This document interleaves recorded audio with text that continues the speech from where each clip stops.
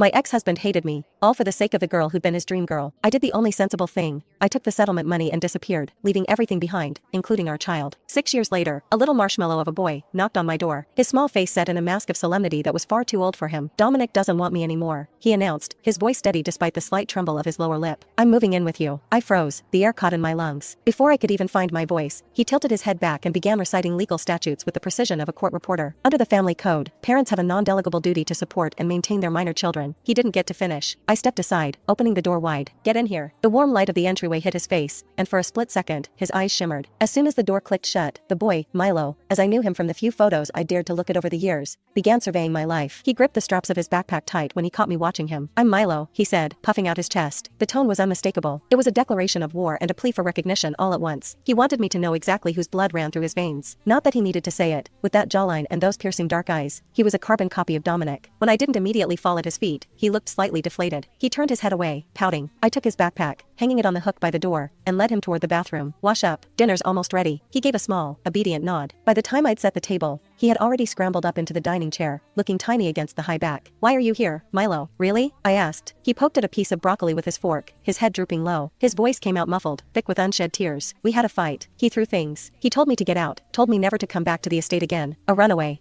I remembered how fiercely the Thorne family had fought for custody, nearly burying me in lawsuits and threats of jail time just to keep me away from him. He was their crown prince. I figured Dominic was probably tearing the city apart looking for him right now. Watching him eat, a lump formed in my throat. I hadn't prepared for guests. It was just a simple stir-fry and soup. Milo was clearly a picky eater. He meticulously picked out every sliver of onion and carrot, but eventually, only the greens were left. He stared at them like they were poison, stole a quick glance at me, and then, with the dramatic resolve of a martyr, closed his eyes and swallowed them whole. The arrogant little prince who had walked in 10 minutes ago was gone, replaced by a kid who was trying so hard to be good that it broke my heart. It seemed he was certainly disciplined. I cleaned up the dishes, expecting a frantic knock on the door at any moment. But 9:30 came and went. The hallway remained silent. 6-year-olds can only stay awake so long. Milo's eyes were drooping. He pulled a pair of dinosaur pajamas out of his bag and looked around my cramped studio apartment. He wrinkled his nose. Your house is so small. Why is there only one bed? Are we sharing? He asked, a hint of apprehension in his voice. I glanced at the clock, wondering where the hell Dominic was. I sighed and nodded. Yeah, we'll make it work for tonight. I expected a tantrum. Compared to the Thorne estate, this place was a glorified closet. Instead, Milo just bit his lip, a flash of something that looked suspiciously like relief crossing his face. He scrubbed his face, changed into his pajamas, and climbed under the covers. Just like at dinner, he was playing the part of the perfect guest. He wiggled around until he was tucked in like a little silkworm, only his big eyes visible. Then, he reached under his pillow and pulled out a book of fairy tales. Aren't you going to read to me? The hope in his eyes was so bright it was almost unbearable. After Milo fell asleep, I pulled up the number that had been sitting in my block list for 6 years. My thumb hovered over the unblock button, trembling. I couldn't do it. Dominic and we were a lifetime ago. When my family's business collapsed, the Thornes decided I was a liability. They arranged